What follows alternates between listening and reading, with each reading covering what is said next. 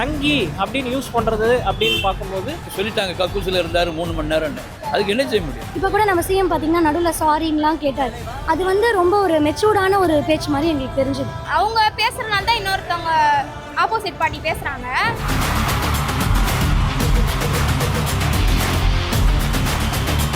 8 கோடி மக்களும் என் மக்கள் தானே. ஏன் சார் நீங்கள் சைலண்ட்டாகவே இருக்கிறீங்க? இப்போ போகிறோம் அப்படின்னா பேச்சில் காட்ட மாட்டேன், செயலை தான் காட்டுன்னு சொல்லிட்டு கரெக்டான நேரத்தில் அவர் வந்து கரெக்டாக காட்டுவார். உங்களை 10 பேர் கேட்குற கேள்வி அதே கேள்வி அவங்களையும் கேளுங்க. எம்ஜிஆர் ஆட்சி ஒரு காலத்தில் இருக்க கூட இப்போ அவர் மாதிரியே ஒரு ஆள் வந்திருக்காங்கன்னா மக்கள் ரொம்ப ரொம்ப நல்ல ஒரு விஷயம். அந்த மஞ்சள் துண்டு வந்து இதெல்லாம் வந்து இந்த சம்பிரதாயம் ஒருத்தவங்க சொல்லி தான் அவங்க ஃபாலோ பண்ணிருக்காங்களான்னு இப்போ தான் தெரியுது. நியூஸில் ஒரு சிலது போட மாட்டாங்க, அதனால வந்து லைவ் போட்டால் தான் எங்களுக்கு கொஞ்சம் இதுவாக இருக்கும். இதுக்கு முன்னாடி இந்த மாதிரி நான் சட்டசபையை பார்த்ததில்ல. லாஸ்ட்டாக கேப்டன் சார் இருந்தப்போ டெரராக வந்தது. பட் இப்போ பார்க்குறப்ப ஃபன்னாகவும் இருக்குது, என்டர்டைன்மெண்ட்டாகவும் இருக்குது. பட் அவங்க பேசுறதுலாம் கரெக்டாக இருக்குது. மாண்புமிகு எதிர்க்கட்சி தலைவர்கிட்ட 2-3 வீடு இருக்கு. ஆனால் அரசு பங்களாவில் இருக்கிறாருல்ல, அவர் லெட்டர் என்கிட்ட தான் கொடுத்தாரு. பொதுப்படைத்துறை அமைச்சராக என்கிட்ட தான் கொடுத்தாரு. சீக்கிரம் அந்த ஃபைல்ஸ் ஓப்பன் பண்ணணும், சீக்கிரம் என்னென்னலாம் இருக்குன்னு பார்க்கணும். நான் ஓப்பன் பண்ணா இடைத்தேர்தலாச்சும் உனக்கு நல்லது நடக்கட்டும்னு சொல்றாருல்ல. ஓப்பன் பண்ணி காட்டுங்க, அப்பதான் தெரியும் அவங்க மேலே தப்பா இவங்க மேலே தப்பான்னு தெரியும். இல்லை சும்மா வாய் வார்த்தைக்கு சொல்கிறாங்களான்னு தெரியும். இப்போ நம்மளோட மக்கள் பணம் எங்கே போகுது அப்படிங்கிறது தான் இம்பார்ட்டன்ட்டு. வெள்ளை வேடிக்கை வெளியிட்டு முதலமைச்சருடைய அலுவலகத்தில் அந்த ஃபைல் இருக்கு.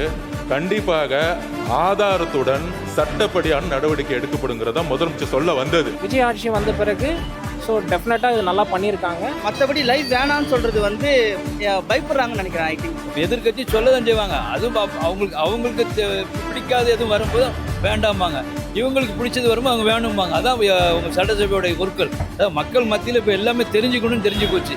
ஜோசப் விஜய் எனும் நான்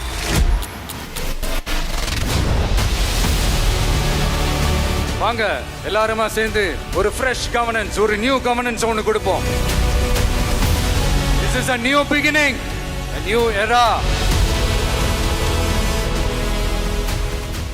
சட்டசபை லைவை பொறுத்தவரையில் வந்து ஸ்டாப் பண்ணக்கூடாதுங்க. ஏன்னா அது வந்து அத்தியாவசியம். சட்டசபை அப்படிங்கிற ஒரு விஷயமே எங்களுக்குலாம் பார்த்தீங்கன்னா இத்தனை நாளில் சுத்தமாக தெரியாது.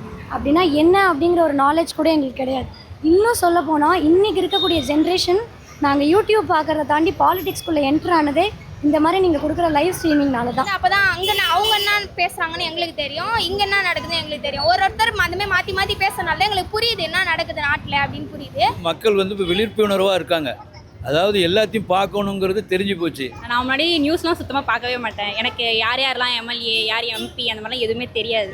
இப்போது விஜய் வந்து டிவிக்கு வந்து ஆட்சிக்கு வந்ததுக்கப்புறம் சரி, நான் ஒரு சட்டசபை எல்லாமே லைவ் உட்காந்து பார்ப்பேன். ஆஃபீஸில் உட்காந்துட்டு பார்ப்பேன். அதெல்லாம் தெரியறதுனால நல்லது தானே. அது மக்கள் யோசிப்பாங்கல்ல, எது ரைட்டு எது தப்புன்னு தெரியும்.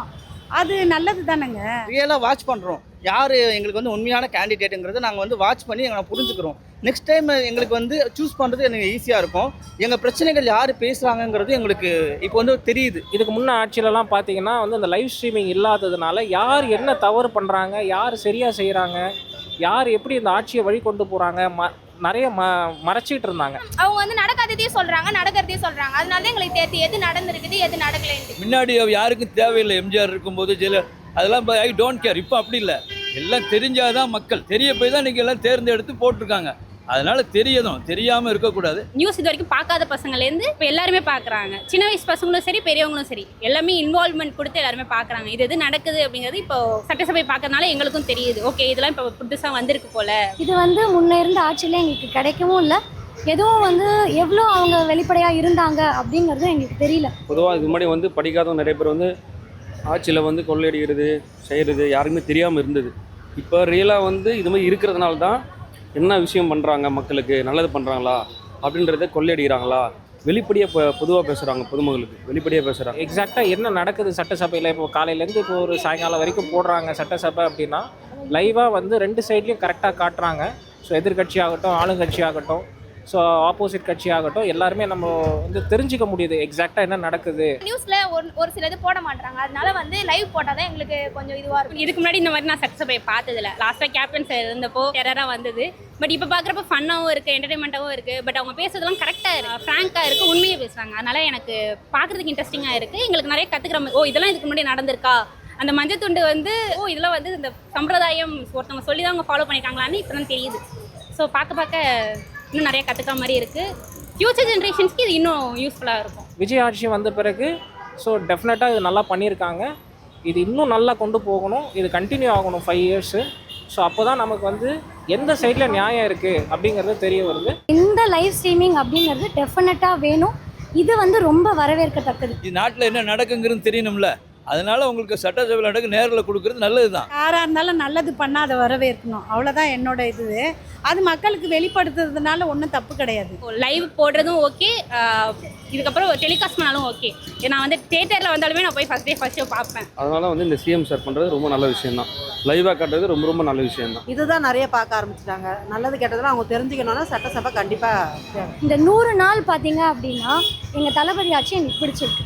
இதுக்கு முன்னாடி இருந்தவங்க என்ன பண்ணாங்க, என்ன பேசுனாங்க, அதுக்குள்ளெல்லாம் நாங்கள் போக விரும்பல.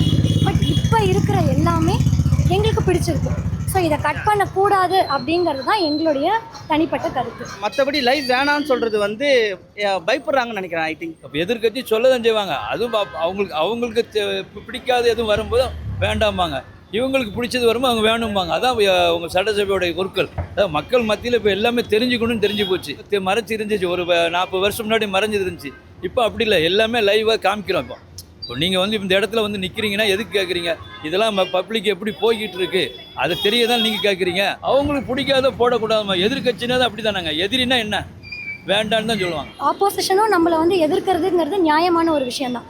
ஆனால் எந்த விதமான ஒரு வல்கரான விஷயத்துக்குள்ளே போகாமல், பர்சனலான விஷயங்கள் எதையும் இன்வால்வ் பண்ணாமல், பாலிடிக்ஸில் அங்கே டீசெண்டாக என்ன மெயின்டைன் பண்ண முடியுமோ அதை மட்டும் இவங்கெல்லாம் மெயின்டைன் பண்ணிக்கிட்டால் ரொம்ப நல்லாயிருக்கும். எதையும் வந்து ஒருத்தருடைய பர்சனல் லைஃப்பில் போகிறதோ இல்லை காமனாக நீங்கள் எதையான பற்றி பேசுகிறதோ இதெல்லாம் இல்லாமல், எனக்கு தெரிஞ்சு இவங்க சைட்லேருந்து, அதாவது ஆளுங்கட்சியிலேருந்து பார்த்தீங்கன்னா அவங்களும் பேசுகிறாங்க, எதிர்கட்சியிலேருந்தும் பேசுகிறாங்க. பட் இந்த இன்டீசென்ட்டான வேர்ட்ஸோ வல்கரான வேர்ட்ஸோ இல்லாமல் ஒரு டீசெண்டான ஒரு பாலிடிக்ஸ் மெயின்டைன் பண்ணுறது நல்லாயிருக்கும். சங்கி அப்படின்னு யூஸ் பண்ணுறது அப்படின்னு பார்க்கும்போது அது வந்து இப்போது திமுக சைடில் நிறைய யூஸ் பண்ணுறாங்க. அவங்க பேசுகிறனால தான் இன்னொருத்தவங்க ஆப்போசிட் பார்ட்டி பேசுகிறாங்க. இவங்க பேசாத, அவங்களுக்கு தேவையில்லாததை பற்றி அவங்க பேச வேணாம்னு நினைக்கிறேன். அந்தமாரி இடத்துல பேச வேணாம்னு நினைக்கிறேன், பொதுவான இடத்துல. ஏன்னா லைவ் போது எல்லாரும் பார்க்குறாங்க. அந்தமாரி ஒரு இடத்துல அந்தமாரி ஒரு இதை வார்த்தையை பேசக்கூடாதுன்னு நான் நினைக்கிறேன். பொதுவாகவே 2 பேருமே அதை அவாய்ட் பண்ணணும் இல்லைங்களா? மக்களுக்கு எது தேவையோ அது அடிப்படை தேவை, அதைத்தான் சட்டத்தில் பேசுகிறதோட அது ஒரு மாண்பு. அதை விட்டுவிட்டு 2 பேருமே அதை அவாய்ட் பண்ணுறது நல்லது. மக்களுக்கு எதாவது ஆக்கப்பூர்வமான விஷயமோ அதை மட்டும் பேசுகிறது தான் சட்டசபைக்கு நல்லது. இப்போ கூட நம்ம சிஎம் பார்த்தீங்கன்னா நடுவில் சாரின்லாம் கேட்டார். அது வந்து ரொம்ப ஒரு மெச்சூர்டான ஒரு பேச்சு மாதிரி எங்களுக்கு தெரிஞ்சுது. அதே மாதிரி எதிர்கட்சியும் ஆகட்டும் ஆளுங்கட்சியும் ஆகட்டும் கொஞ்சம் மெச்சூர்டாக ஹேண்டில் பண்ணலாம் அப்படிங்கிறது தான் எங்களுடைய கருத்தாக இருக்குது. சொல்லிட்டாங்க கக்கூசில் இருந்தார் 3 மணி நேரம்னு. அதுக்கு என்ன செய்ய முடியும்? அவர் டைம் அவர் இருந்தாரியா? அது நம்ம அதுக்குன்னு போய் அவர் அதை சொல்லி காட்டினா இவர் அதை வேறு மாதிரி சொல்லுவார். இதுதான் உண்மை. சட்டசபை காரசாரங்கிறது அதான். அவரை பற்றி இவர் சொல்ல, இவரை பற்றி இதான் உண்மை, வேறு எதுவும் கிடையாது. அதனால் நடந்துதான் தீரும், நடக்காமல் இருக்காது. தெரியாமல் அவங்க மறைக்கணும், இது மறைக்கக்கூடாது. கடந்த அமைச்சர் ஆட்சியும் சரி, இந்த ஆட்சியும் சரி, ஒருத்தருக்கு ஒருத்தர் வந்து இந்த மாதிரி அநாகரிகமாக பேசக்கூடாது. எது நல்லதோ அதை வரவேற்று நம்ம ஆதரிக்கணும், அவ்வளோதான். சட்டசபை பொறுத்த வரைக்கும் டிவிக்கு அமைச்சர்கள் வந்து நல்லா பேசுகிறாங்க, வார்த்தைகளை கவனமாக தான் யூஸ் பண்ணுறாங்க. பட் அதர் சைடு டிஎம்கே வந்து என்ன பண்ணுறாங்கன்னா வார்த்தைகளை ரொம்ப விடுறாங்க.